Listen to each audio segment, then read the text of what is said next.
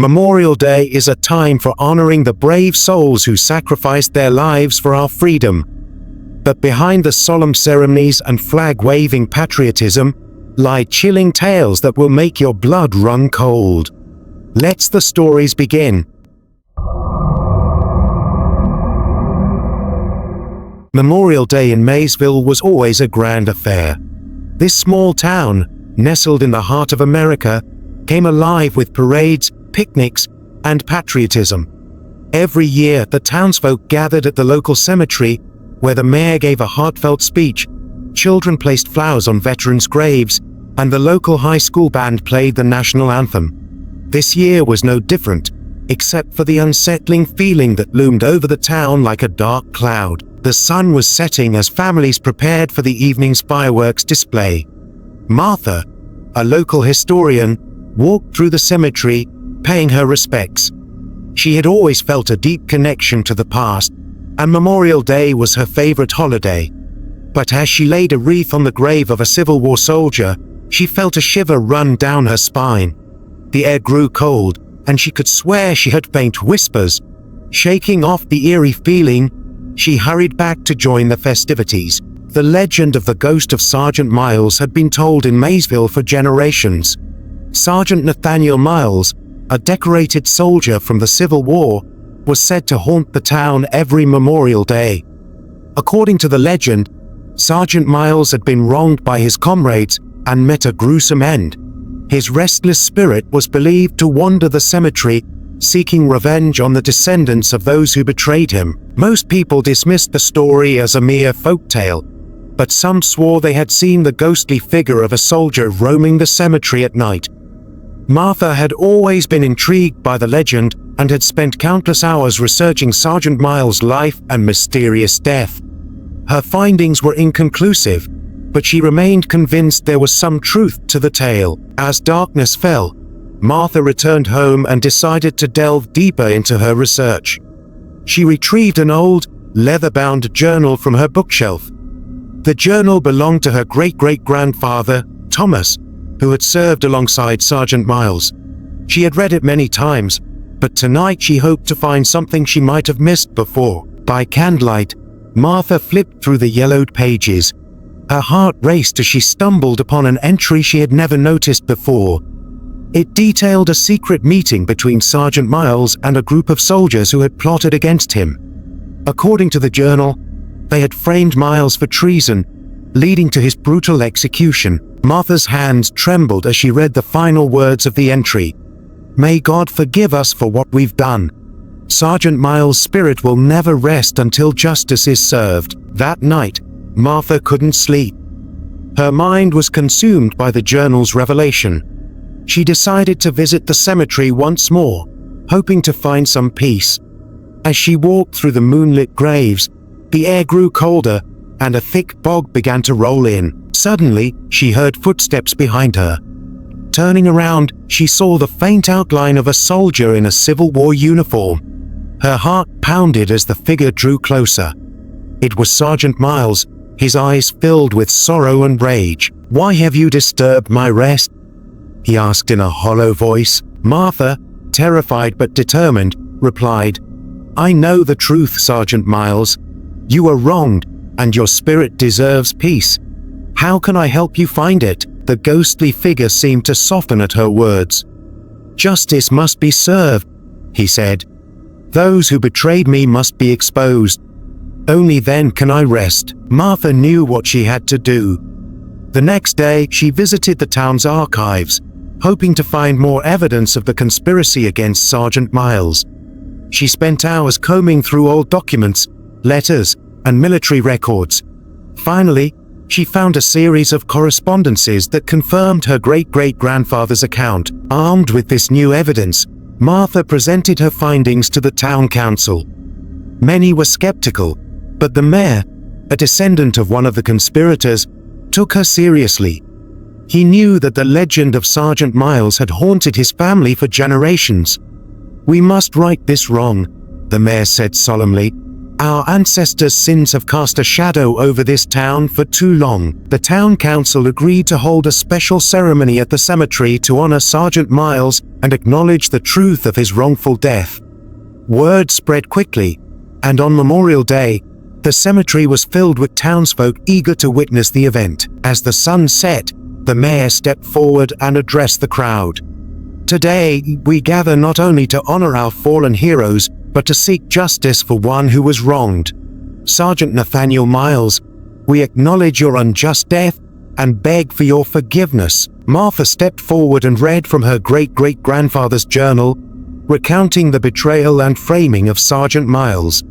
As she spoke, the air grew colder, and a sense of unease settled over the crowd. Suddenly, the ground began to tremble, and the fog thickened. The ghostly figure of Sergeant Miles appeared before them, his expression one of sorrow and relief. "You have done well," he said, his voice echoing through the night. "I can now find peace." As the ghost of Sergeant Miles faded away, the townsfolk stood in stunned silence. The air grew warmer, and the fog lifted. A sense of calm and relief washed over the cemetery. From that day forward, the legend of Sergeant Miles took on a new meaning in Maysville. It became a story of redemption and justice, a reminder of the importance of truth and the need to confront the sins of the past. Martha continued her work as a historian, but she was no longer haunted by the legend of Sergeant Miles. She knew that his spirit had found peace, and in doing so the town had found a way to heal. Years passed, and the town of Maysville thrived. The story of Sergeant Miles became a cherished part of local lore, and Memorial Day ceremonies continued to draw large crowds. Martha, now an elder stateswoman of the town, felt a deep sense of fulfillment. However, as another Memorial Day approached, she sensed a new disturbance in the air. It began with strange occurrences around town. People reported hearing disembodied whispers, and objects moved inexplicably. At first, these events were dismissed as coincidences, but when a local teenager, Sarah, went missing near the cemetery, fear gripped Maysville. Martha, ever the historian and now a de facto guardian of the town's supernatural lore, felt a familiar chill. She delved back into her research, seeking any overlooked detail that might explain the new disturbances. Martha's investigation led her to an old, forgotten part of the cemetery, where she discovered an unmarked grave. Nearby, she found remnants of an old, charred journal. Carefully piecing together the fragile pages, she uncovered a new, disturbing story. The journal belonged to a soldier named Private Samuel Reed, a contemporary of Sergeant Miles. Reed's entries spoke of a hidden betrayal, one that involved not just Miles, but a secret pact made by a group of soldiers, including Miles, Reed, and others. They had conspired to steal a treasure from a nearby battlefield, but greed and fear led to infighting and eventually murder. Reed's final entry was a desperate confession. "I fear we have unleashed something terrible. The treasure was cursed, and now we are all doomed." Miles was just the beginning. Martha knew she had to act quickly. She gathered the town council once again, presenting her findings. The mayor, who had become a trusted ally, agreed to help her uncover the truth and hopefully end the new hauntings. A group of volunteers, including Martha, the mayor, and a few brave townsfolk, set out to find the cursed treasure. Using clues from Reed's journal, they traced the path to a remote part of the old battlefield, now overgrown and forgotten. After hours of searching, they unearthed a rusted, ancient chest. As they pried it open, a foul stench filled the air. Inside, they found gold coins, jewels, and a sinister-looking amulet. The moment the chest was opened, the ground shook, and a dark figure appeared before them. The figure was a shadowy, menacing presence, radiating malevolence. It spoke in a voice that seemed to echo from the depths of the earth. "You have found the cursed treasure. Those who sought to steal it are condemned to eternal suffering." Martha stepped forward, holding up Reed's journal. "We seek to right the wrongs of the past. These men acted out of greed and fear, but their descendants wish to atone. What must we do to lift the curse?" The figure's eyes glowed red as it considered her words. The curse can only be lifted by an act of true sacrifice. Someone must willingly give up what they hold most dear. The townsfolk looked at each other in fear and uncertainty. Then, the mayor, a descendant of one of the original conspirators, stepped forward. "I will make the sacrifice.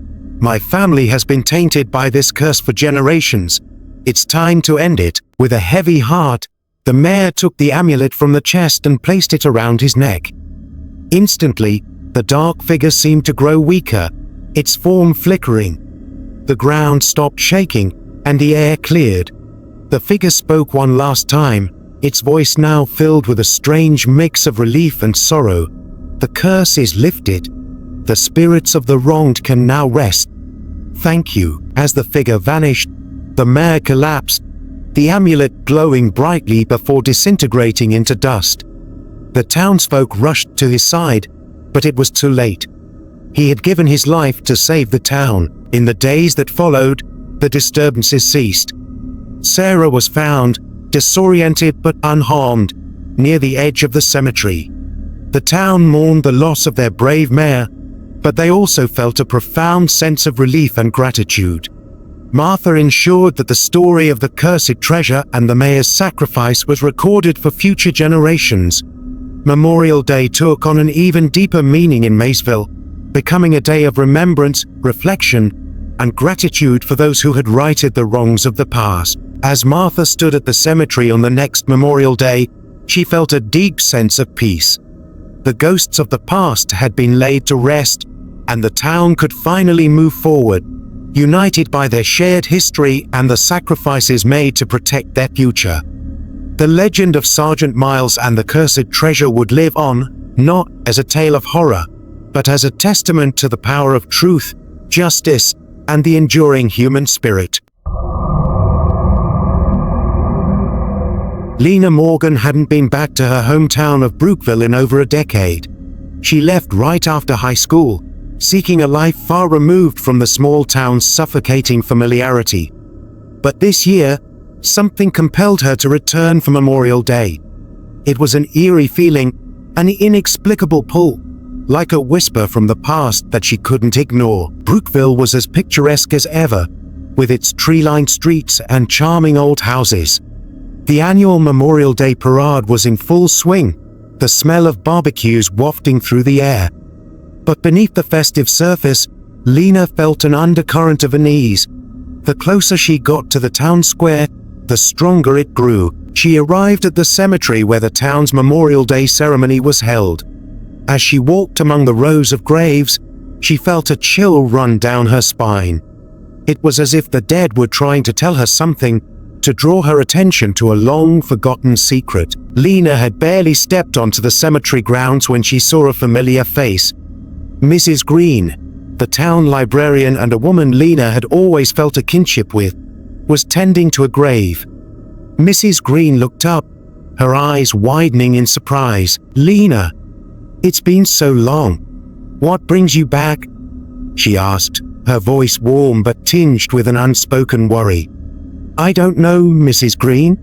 I just felt compelled," Lena replied, feeling a strange comfort in the old librarian's presence. Mrs. Green's expression grew serious.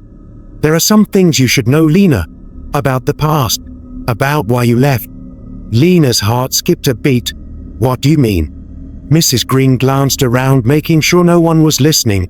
"There's something here in this town that has been festering for years, something evil, and I think it's time you learned the truth." That evening, Mrs. Green invited Lena to her home. The old house was filled with books and artifacts, a testament to Mrs. Green's lifelong love of history. Over tea, she began to tell Lena a story that chilled her to the bone. Back in the early 1900s, Brookville was a thriving town, but it had its share of dark secrets. One of the most troubling was the story of Emily Ross, a young woman who disappeared on Memorial Day in 1919. She was last seen at the cemetery, and despite a thorough search, her body was never found. Her disappearance was never solved, and over the years, more people vanished under similar circumstances. Lena listened, her heart pounding. She vaguely remembered hearing about Emily Ross as a child, but the details had always been hazy.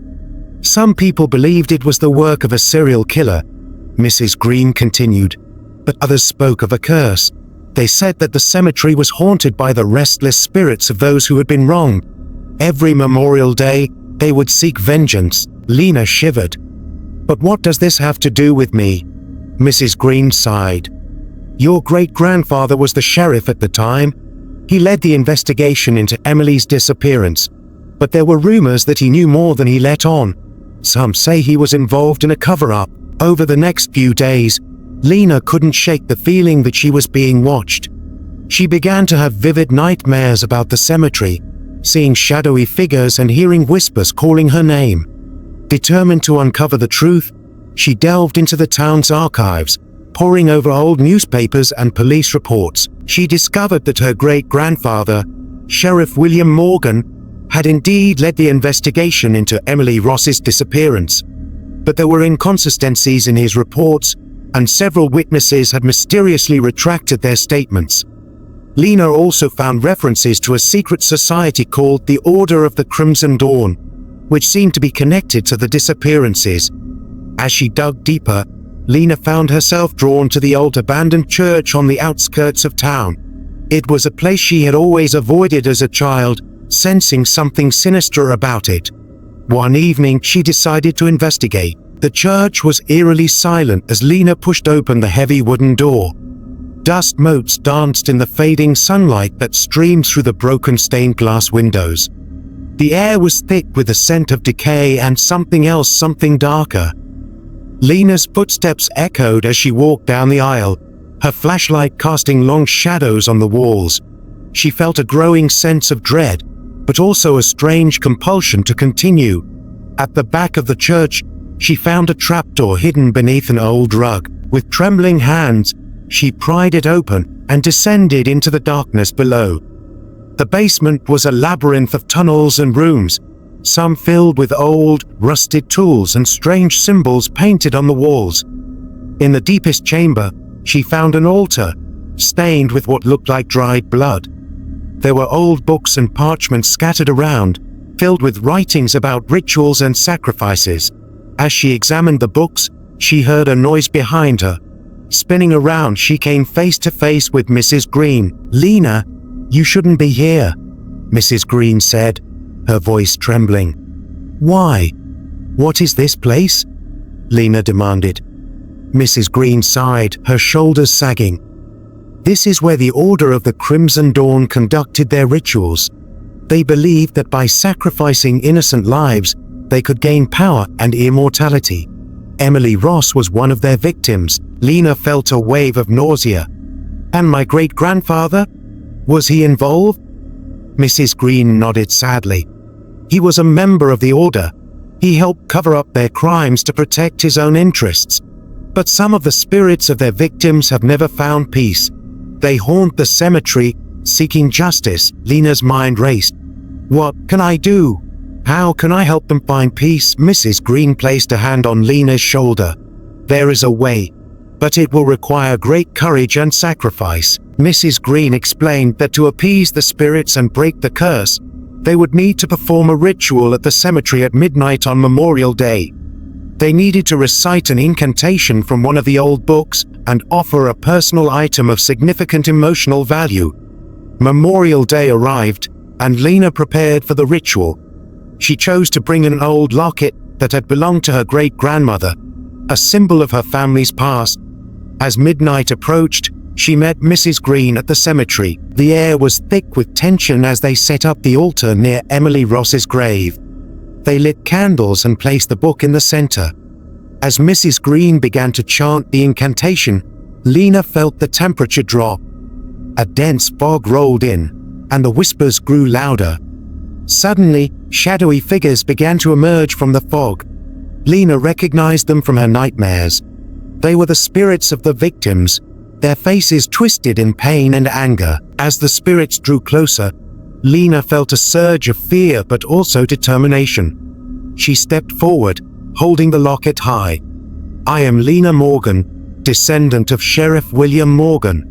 I seek to right the wrongs of the past and bring you the justice you deserve. Please, take this as a symbol of my family's atonement." The spirits paused, their hollow eyes fixed on the locket. For a moment, there was silence. Then, one of the spirits stepped forward. It was Emily Ross. She reached out, her ghostly fingers brushing against the locket.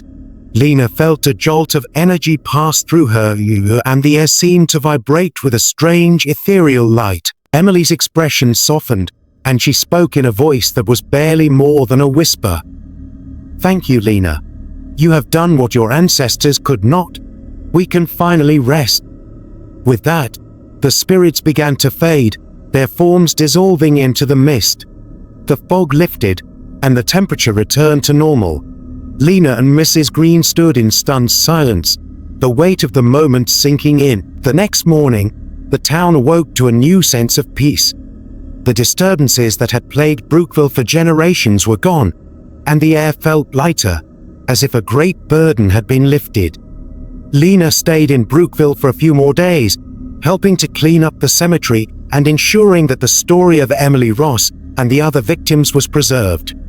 She spoke with the local historical society, sharing the truth she had uncovered and working to restore the honor of those who had been wronged. As she prepared to leave, Mrs. Green gave her a small box. Inside was a photograph of Emily Ross and a letter of gratitude from the town council, acknowledging her bravery and dedication to uncovering the truth. "Lena, you have given this town a great gift," Mrs. Green said, tears in her eyes. "You have given us closure and a chance to move forward." Lena left Brookville with a heavy heart, but also a sense of accomplishment. She knew she had done the right thing, not just for the spirits of the past, but for the living residents of the town. The Memorial Day she had feared would be a nightmare had become a turning point, a moment of redemption and healing. Years later, Lena returned to Brookville for another Memorial Day, this time with her own family. The town had changed, but the spirit of remembrance and gratitude remained. The story of Emily Ross and the cursed cemetery had become a part of the town's history, a reminder of the importance of facing the past and seeking justice. As she walked through the cemetery, now a place of peace and reflection, Lena felt a deep sense of connection to her ancestors and the town she had once fled. She knew that she had made a difference, that she had helped bring light to a place long shrouded in darkness.